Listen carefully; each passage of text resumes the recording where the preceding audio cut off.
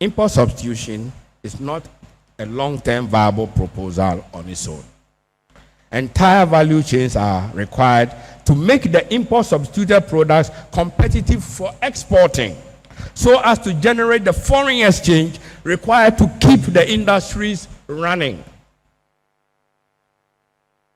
Let me use bauxite and aluminium to illustrate how the linkages from such a single complete value chain can dramatically serve as a catalyst to galvanize industrialization in a huge manner. And just for your information, Indonesia has recently banned the export of bauxite also. After what they saw with iron ore and nickel, they are now banning the bauxite. In addition to the primary aluminium, which is produced, is required for the manufacture of literally hundreds of extrusions, aircraft parts, motor vehicle parts, roofing sheets, etc., etc. The value chain includes critical products like aluminium sulfate, which we use for water treatment, which we still import into Ghana, salt chlorine, caustic soda. I mean, the value chain in bauxite aluminium is huge.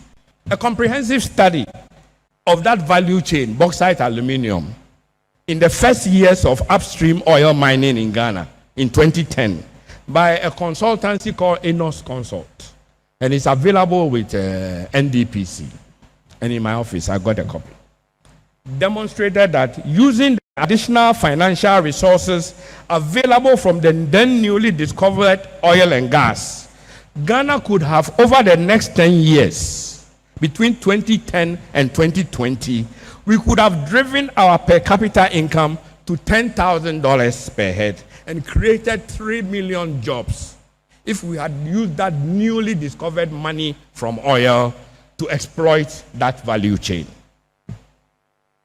Plainly put, we could have leveraged over $1 billion of new resources that came that first couple of years to fully integrate the bauxite aluminium value chain. Instead, we made different choices about the use of the new cash inflows from our oil and gas. A number of powerfully connected companies suddenly came up with several $100 million projects, including one wanted to assemble and supply laptops to everybody, every school, in Ghana.